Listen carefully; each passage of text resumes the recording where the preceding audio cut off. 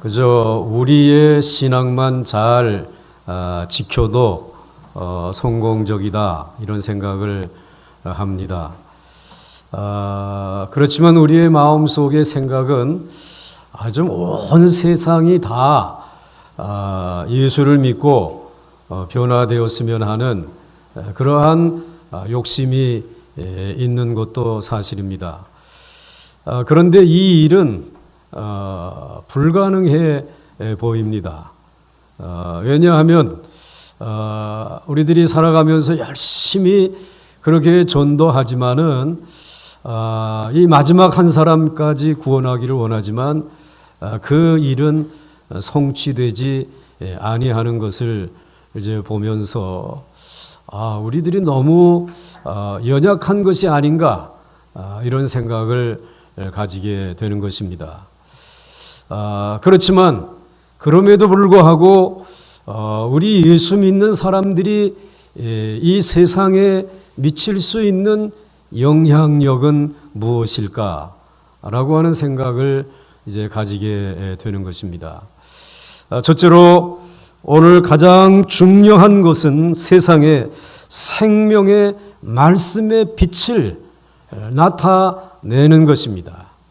즉 진리의 그 빛을 오늘 이 세상에 나타내 보이는 것이 오늘 우리들이 이 세상에서 해야 할 사명입니다. 우리가 달려가야 할 길이라는 말입니다. 오늘 16절 말씀을 보시게 되면은 생명의 말씀을 밝혀 라고 말씀을 하고 있습니다.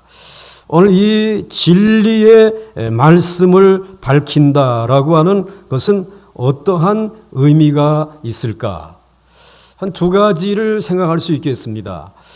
먼저는 이 말씀의 생명의 빛을 하나님을 향해서 비추는 것입니다.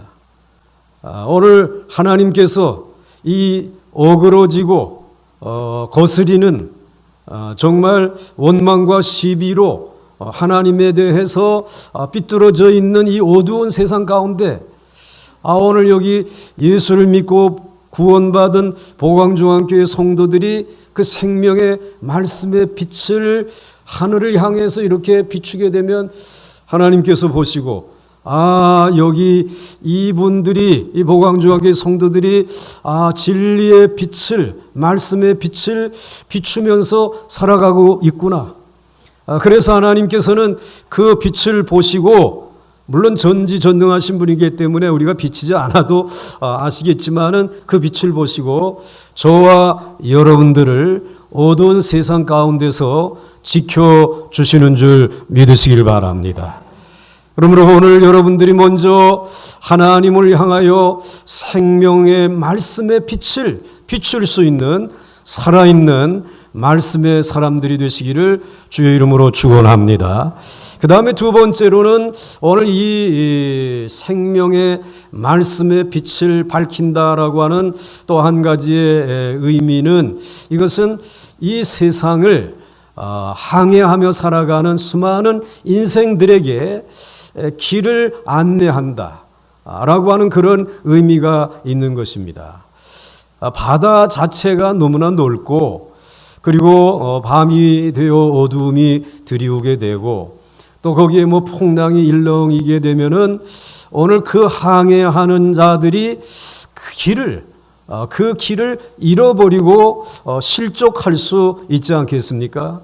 그런데 이러한 이들이 그 빛을 잃지 아니하고 그 길을 잃지 아니하고 자신들이 원하는 소원의 항구에까지 갈 수 있도록 빛을 비추어 주는 것, 바로 그것을 의미하는 것입니다. 그러니까 여러분들 이제 우리 사도 바울이 로마에 이제 압송되어져서 갈 때에 유라굴로라고 하는 광풍을 만나지 않습니까? 그래서 완전히 이제 배가 파손될 위기에 처해 있습니다. 이 배가 제대로 바른 방향으로 가지 못하고 또 내려가는 그런 어려운 일이 발생하게 되어졌을 때에 이 사도 바울은 그 배에 타고 있는 276명을 만납니다. 그들을 만나기 전에 하나님의 말씀을 듣습니다.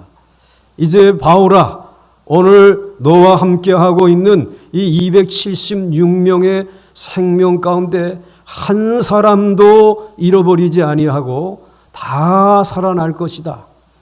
그러므로 너는 두려워하지 말고 담대하게 가서 이 사실을 전하라고 하였습니다. 그래서 이 무리들에게 당신들이 이 유라굴로 광풍 가운데서 휩쓸려서 길을 잃어버리거나 생명을 잃어버리지 아니할 것입니다. 내가 믿는 하나님이, 나를 지금 로마로 보내고 계시는 그 하나님이 말씀을 통하여 당신들의 생명을 지켜주시겠다고 약속했습니다. 이렇게 선포하게 되어지니까 많은 276명의 사람들이 가슴을 쓸어내리면서, 그래, 그 바울이 믿는 하나님의 그 말씀을 우리도 믿고 한번 기대해보자. 그 말씀대로 이 276명의 사람 가운데 한 사람도 죽지 아니하고 구원을 얻을 수 있었습니다. 그 유라굴로가 광풍이 몰아치는 캄캄한 어두운 바다에 사도 바울은 생명의 말씀의 빛을 밝힌 것이죠. 그리고 그 빛을 따라 저들이 실족하지 아니하고 다 구원받을 수 있도록 안내하였던 것처럼 오늘 이 땅의 생명의 말씀의 빛을 가지고 살아가는 여러분들이 하나님을 향하여 빛을 비출 뿐만 아니라 이 어두운 세상에, 구원을 잃어버리고 살아가는 세상을 향하여 빛을 발할 수 있기를 주의 이름으로 간절히 축원합니다. 오늘 이와 같은 의미를 가지고 있는 것을 우리들이 이제 생각하면서 오늘 이 세상을 살아가는 이 세대의 사람들, 우리 그리스도인들은 한 사람 한 사람 속에 생명의 말씀의 빛이 있음을 믿으셔야 합니다. 그런데 여러분 한 사람 한 사람에게 생명의 말씀의 빛이 있기 때문에 하나님이 그 빛을 보시고 여러분들을 지켜주시고, 그리고 여러분들이 비추는 그 빛 때문에 오늘 불안하고 초조하고 근심된 세상을 살아가는 사람들이 마음의 위로를 받으며 그 빛으로 이제 올바른 인생의 목표를 찾고, 그리고 그 빛이 비추는 이 생명 공동체, 거룩한 교회 안에 들어와서 안도하며 하나님의 천성을 향하여 나아가는 줄 믿으시길 바랍니다. 자, 오늘 이 생명의 말씀의 빛을 비추는 것, 밝히는 것이 오늘 우리가 이 세상에 영향력을 미치며 살아갈 수 있는 첫 번째 일이라고 하는 것입니다. 그 다음에 두 번째로는, 그러면 어디에서 생명 말씀의 빛을 발견할 수 있을까라고 하는 것입니다. 그것은 바로 생명의 말씀이 있는 교회를 찾아와야지만 교회에서 생명의 말씀의 빛을 발견하고 그리고 말씀의 빛을 가지고 살아갈 수 있는 줄 믿으시길 바랍니다. 하나님께서는 이 온 세상에 생명의 말씀의 빛을, 하나님은 이스라엘이라고 하는 나라 백성들에게 특별히 구원을 해서 광야로 나오게 해 주셨습니다. 그런데 그 광야라고 하는 곳에 한 200만 내지 300만 되는 이 무리들은 단순한 이스라엘 백성이 아니라 광야 교회의 교인들이었습니다. 그 광야 교회에 이 출애굽한 이스라엘 백성들은 늘 하나님의 생명의 말씀으로 훈련받는 이들이었습니다. 빨리 가게 되면 41일 정도면 가나안으로 갈 수 있는데 하나님이 그렇게 하지 아니하고 40년 동안을 그 광야에서 낮추시고, 그리고 저들이 이 세상에서 먹지 못했던 만나를 먹이시면서 저들을 훈련했습니다.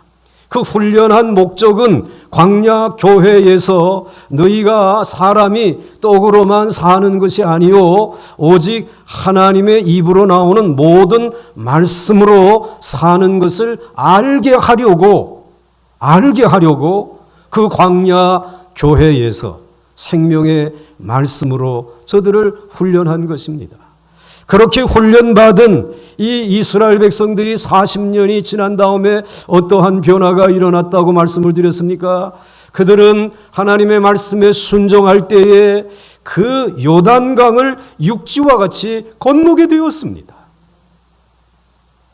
또 뿐만 아니라 여리고성에 있는 막강한 군사들과 전쟁을 해야 되는데, 그런데 하나님의 말씀이 너희들이 먼저 할례를 받아야 된다라고 해서 그들이 할례를 받으라고 하는 말씀 앞에 원망과 시비를 걸지 아니하고, 또는 어그러지거나 거스리는 그런 마음을 갖지 아니하고 철저하게 순종하면서 할례를 행하였습니다.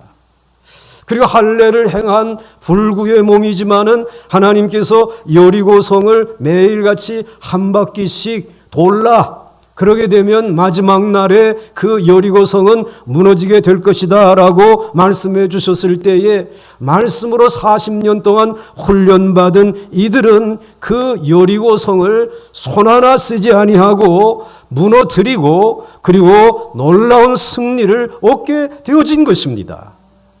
그 생명의 말씀의 빛이 오늘 이스라엘 백성과 함께 하셨죠.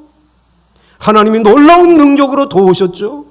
뿐만 아니라 그렇게 도우실 뿐만 아니라 이 수천 년 동안 물질이라고 하는 우상이라고 하는 바알 우상을 섬기면서 그 가나안 족속들이 살아왔는데, 가나안 족속들에게 오늘 이스라엘 백성들에게는 오직 하나님의 말씀의 빛밖에 없는데, 그 빛을 가지고 우리가 할 수 없는 놀라운 일을 행한 것을 바라보면서 우리가 그동안에 의지하고 있었던 이 물질이라고 하는 빛이, 눈에 보이는 우리가 가지고 있는 우리의 성공이라고 하는 업적이라고 하는 이 빛이 아니구나.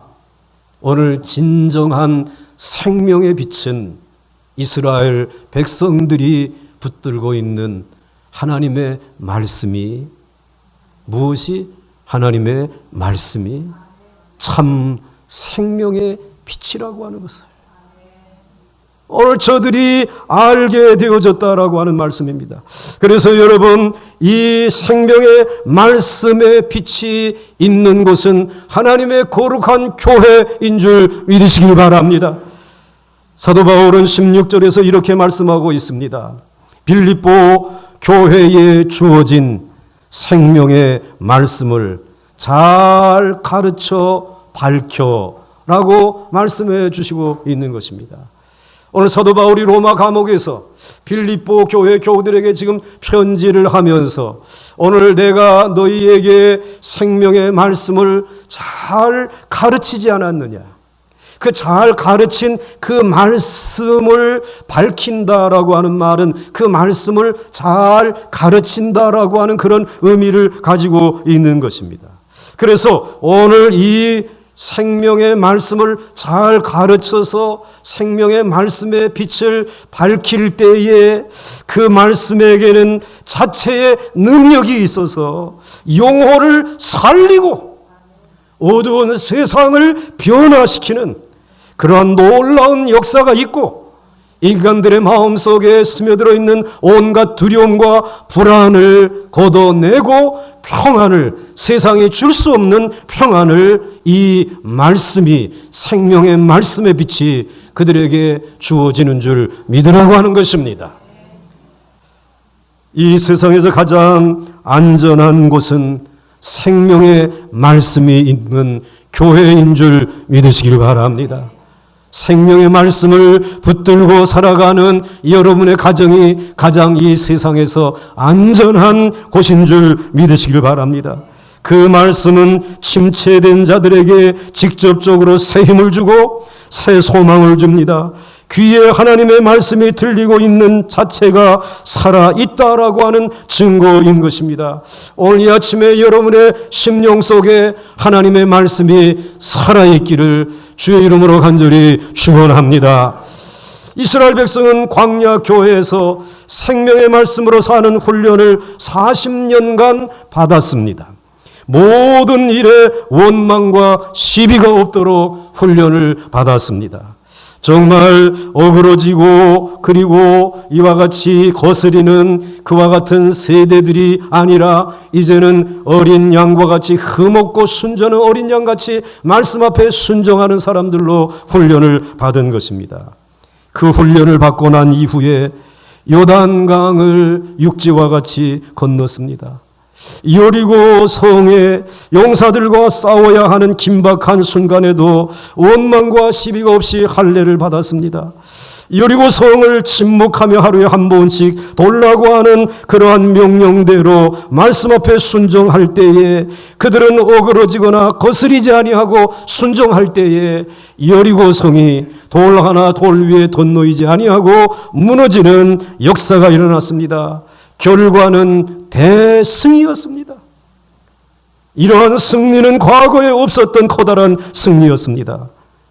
그런데 그 견고하고 오래된 여리고 성을 무엇으로 무너뜨린 것입니까? 떡의 힘으로 무너뜨린 것입니까? 아니면 이 세상에 있는 물질이나 육체의 힘으로 무너뜨린 것입니까? 왜 여러분 대답하지 못하십니까? 무엇으로 무너뜨린 것입니까? 말씀의 힘으로 무너뜨린 것입니다. 그야말로 수천 년을 물질이라고 하는 우상을 숭배하던 이 어그러지고 거스리는 불순종의 가나안 땅, 그게 가나안 땅 아닙니까? 거기에 흠없고 순전한 하나님의 백성들이 말씀의 힘으로 승리한 것입니다. 그들 가운데 빛들로 나타나게 되어진 것입니다. 그래서 빌립보서 2장 14절과 15절을 제가 이렇게 다시 설명할 수 있을 것입니다. 빌립보 교회 교인들아, 모든 일을 광야 교회에서 훈련받던 이스라엘 백성처럼 원망과 시비가 없이 하라. 이는 너희가 흠이 없고 순전하여 어그러지고 거스리는 세대가 살고 있는 가나안 땅에 들어가. 어디에 들어가? 가나안 땅에 들어가 그 가운데서 하나님의 흠없는 자녀로 가나안이라고 하는 세상에서 그들 가운데 생명 말씀의 빛들로 나타나기를 원하노라. 오늘 이 말씀을 지금 하고 있는 것입니다. 여러분, 이스라엘 백성들은 40년간 광야 교회에서 가나안이라고 하는 세상에 들어가서 생명의 말씀에 빛들로 사는 훈련을 받았습니다. 그 결과 놀라운 승리, 요단강을 건너고 이제 여리고 성을 함락하는 승리하는 자들이 되었습니다. 이것은 오직 하나님의 입으로 나오는 모든 말씀의 힘으로, 말씀의 생명의 빛으로 살고 가나안 땅에 그 생명의 빛을 드러내게 한 것입니다. 이스라엘 백성들은 겉사람은 보잘것 없었지만 그들의 공동체 속 하나님의 말씀으로 가득 채워져 있었습니다. 또 한 사람 한 사람의 마음속에 하나님의 말씀이 가득히 채워졌습니다. 그동안에는 떡으로 채우고 떡으로 채워야 하는데 이제는 하나님의 말씀으로 차곡차곡 채워지는, 그래서 속사람이 그 말씀으로 정금과 같은 가치를 가진 인격자들로 변화되어진 것입니다. 이것을 가리켜서 마침내 복을 받았다. 마침내 광야교회에서 훈련받은 이들이 마침내 복을 받았다라고 말하는 것입니다. 그런데 여러분, 이렇게 마침내 복을 받은 후에 이스라엘 백성들은 곧 빛을 잃어버리게 됩니다. 여리고성 함락을 끝내고 그 다음에 공공목표인 아이성을 공격합니다. 아이성은 여리고성에 비하게 되면 10분의 1도 안 되는 너무나 조그마한 성이었습니다. 그런데 그 작은 성을 공격했지만 이스라엘이 패배한 것이에요. 참으로 이해할 수 없는 일이 일어나게 되어진 것입니다. 여호수아는 옷을 찢고 이스라엘 장로님들과 함께 언약궤 앞에 나와서, 즉 말씀 앞에 나와서 무릎을 꿇고 엎드려서 머리를 티끌을 뒤집어 쓰고 회개하면서 해가 저물도록 슬피 회개의 눈물을 흘렸습니다. 그리고 이렇게 가나안 땅에서 빛을 발하던 이스라엘이 왜 패배하였습니까? 하나님에게 질문한 것이죠. 여러분, 왜 이스라엘 백성들이 그렇게 큰 여리고성은 무너뜨릴 수 있으면서도 이 조그마한 이 아이 성을 무너뜨리지 못하고 부끄러운 패배를 가지게 되었습니까? 그것은 하나님의 말씀을 순종하지 않은 사람이 있었기 때문이었습니다. 하나님은 여리고성을 함락했을 때에 전리품들은 온전히 하나님께 바치려고 하였습니다. 그런데 일부 이스라엘 사람들 가운데 말씀에 순종하지 아니하고 불순종하여 하나님을 진노케 한 것입니다. 여러분들에게 묻고 싶습니다. 오늘 그 여리고성을 함락시키고 얻은 전리품들은 누구의 것입니까?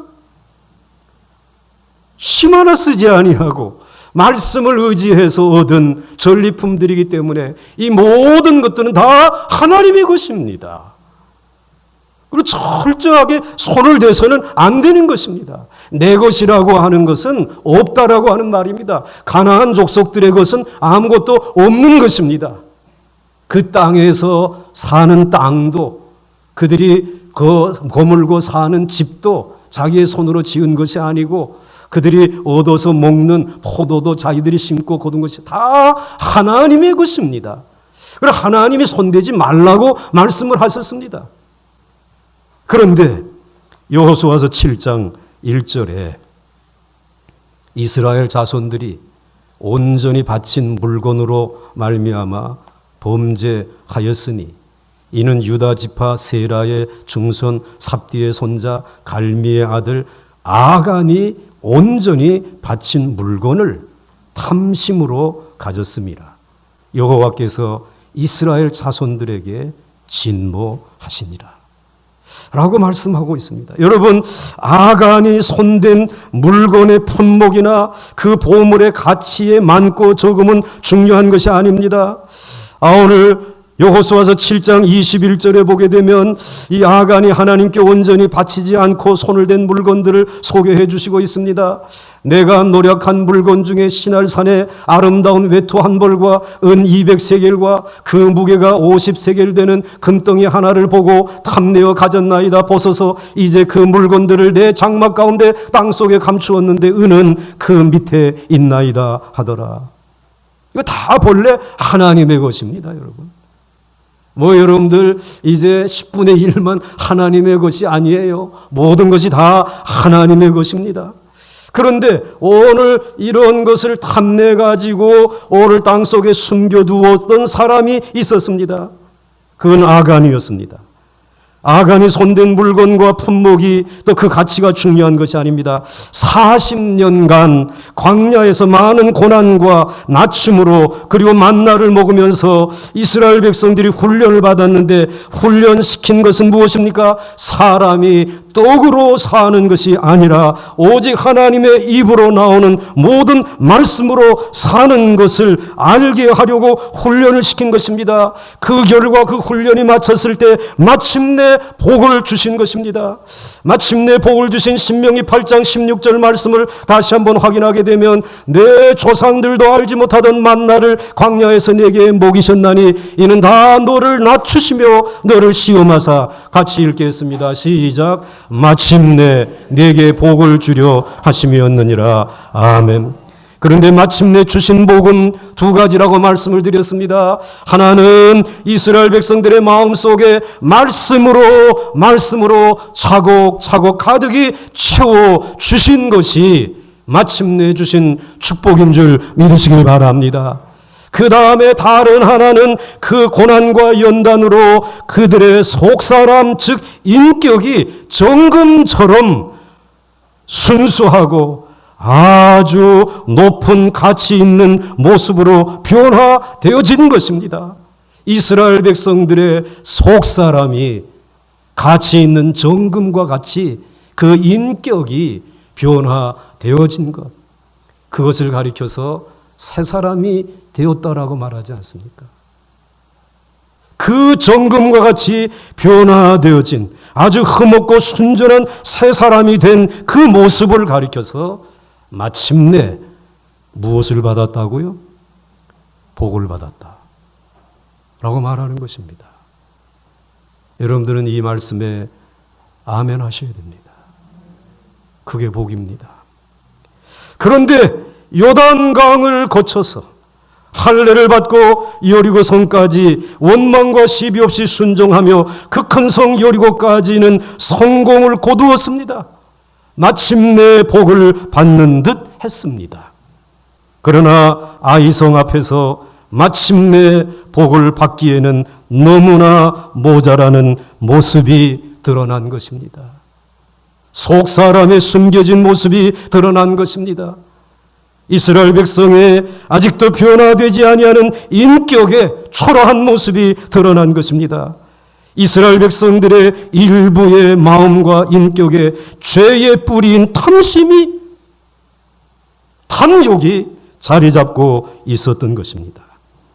아간의 인격은 변화되지 않았습니다. 여전히 탐심과 탐욕의 노예가 된 옛사람의 모습이 남아 있었습니다. 마침내 복을 받아야 할 진짜 복은 받지 못한 것입니다. 아간은 마침내 받아야 될 복은 받지 못한 사람이었습니다.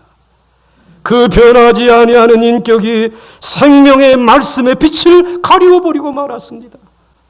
조금 전까지는 완전히 그 가나안이라고 하는 세상이 말씀의 생명의 빛으로 가득히 채워져서 이 가나안 사람들이 그 빛을 보고 놀랐는데, 감동을 받았는데, 이제는 이스라엘의 진영이, 그 이스라엘이라고 하는 공동체가 흑암과 어두움이 드리워졌다라는 말입니다. 여러분, 이것이 오늘날 우리들의 교회의 모습이 아닐까요? 아니, 오늘 여기 앉아 있는 저와 여러분들의 모습이 아니겠습니까? 생명의 말씀의 빛을 잃어버린, 그래서 그 가나안을 밝힐 수 없는 어두움에 드리워져 있는 교회, 오늘 이 시대의 그리스도인들, 그 모습을 오늘 우리들에게 보여주고 있지 않습니까? 사도 바울은 오늘 16절에서 16절에서 이렇게 말씀하고 있습니다. 생명의 말씀을 밝혀 나의 다름질이 헛되지 아니하고 수고도 헛되지 아니하므로 그리스도의 날에 내가 자랑할 것이 있게 하려 함이라. 이 한 말씀에서 가나안 땅에서 일어난 사건을 사도 바울은 염두에 두고 한 말씀이라고 저는 그렇게 생각해요.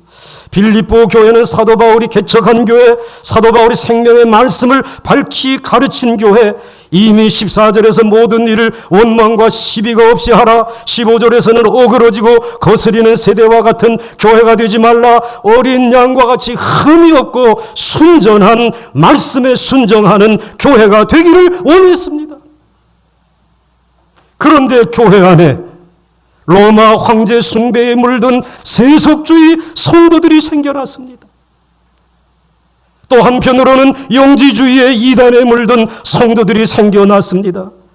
흠없고 순전한 성도들은 오직 말씀만 붙들고 교회를 지키려고 하는데 너무나 어려운 혼란이 교회 안에 이루어지게 되어진 것입니다.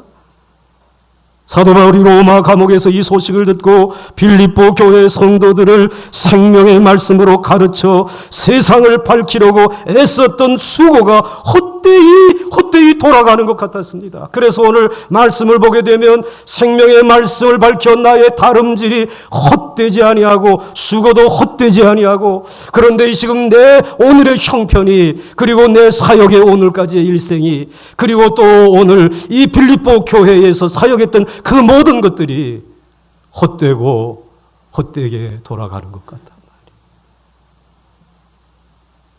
내가 이러한 모습으로 하나님 앞에 그 마지막 날에 서게 되어졌을 때에 정말 자랑할 것이 있겠느냐? 이걸 지금 질문하고 있는 것이죠. 사도 바울은 그러나 낙심하지 아니하고 온 힘을 다해 아무리 어려워도 하나님의 말씀만을 생명처럼 붙들고 살라고 외치고 있습니다. 그 생명의 말씀의 빛을 이제 이 로마 황제가 통치하는 로마에 비추고 그 이단들이 날뛰고 있는 이 어두운 영적인 세계에 진리의 말씀의 빛을 비추라는 것입니다. 빌립보 교인들이 이제라도 마침내 복을 받고 마침내 승리하는 길은 어느새 교회 안에 들어와 있는 이 아간과 같은, 무엇과 같은? 탐심과 어리석은 교만을 끌어내고 인격과 삶이 정금같이 변화되어야 한다라고 외치는 줄 믿으시기 바랍니다. 교회 안에 생명의 말씀을 밝히는 순종이 없으면 여리고 성과의 큰 싸움에서 승리한 자들이라고 하더라도 작은 아이성 하나 넘지 못하는 힘없는 교회가 된다고 하는 것을 오늘 경고하고 있는 것입니다. 황제 숭배하는 세속주의와 타협을 하고 현실을 외면하고 영적 자기만족에 도취된 영지주의의 이단의 신앙으로 세상을 밝힐 수는 없다라고 말하는 것입니다. 정반대로 빌립보 교회를 생명의 말씀으로 가득 채우고 사람이 떡으로만 사는 것이 아니라 하나님의 입으로 나오는 모든 말씀으로 사는 것을 알고 마침내 복을 받아 작은 탐심 하나까지 탐내지 않고 그의 인격과 삶이 말씀에 순종하는 흠없고 순전한 어린 양으로 변화된 삶을 살게 되면 너희 빌립보 교회가 마침내 로마 제국을 뒤집어 놓을 수 있다는 것입니다.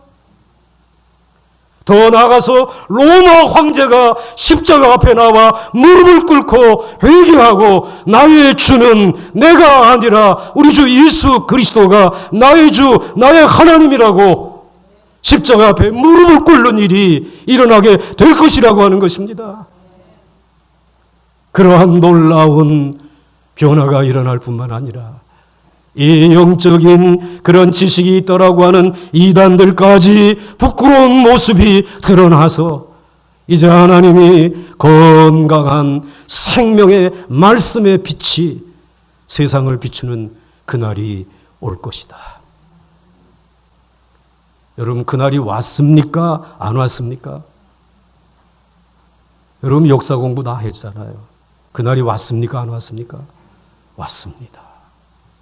생명의 말씀의 빛을 붙든 그 흠없고 순전한 어린 양들이 교회를 지키고 오직 주님만이, 예수만이 나의 주, 나의 하나님이라고 고백하며 불구덩이에 끌려가 죽고 십자가에 거꾸로 매달려 죽고 그리고 모든 생계의 가정들이, 길들이 막혀졌음에도 불구하고 말씀을 붙들게 된 초대교회의 성도들은 마침내 위대한 승리를 하고 로마를 기독교 국가로 바꾸어 놓았습니다.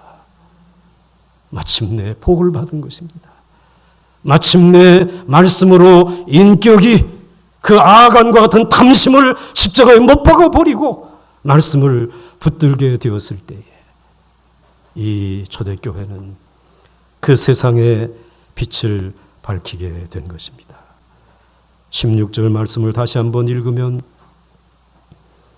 생명의 말씀을 밝혀, 오늘 그 전에 있는 말씀, 그 전에 16절 같이 한번 읽겠습니다. 시작. 생명의 말씀을 밝혀 나의 다름질이 헛되지 아니하고 수고도 헛되지 아니하므로 그리스도의 날에 내가 자랑할 것이 있게 하려 합니다. 사도 바울은 그리스도의 날에 자랑할 것을 준비했습니다. 우리 보강중앙교회도 이 자랑할 것을 준비할 수 있으면 좋겠어요. 준비할 수 있는 줄 믿습니까? 준비하셔야 합니다.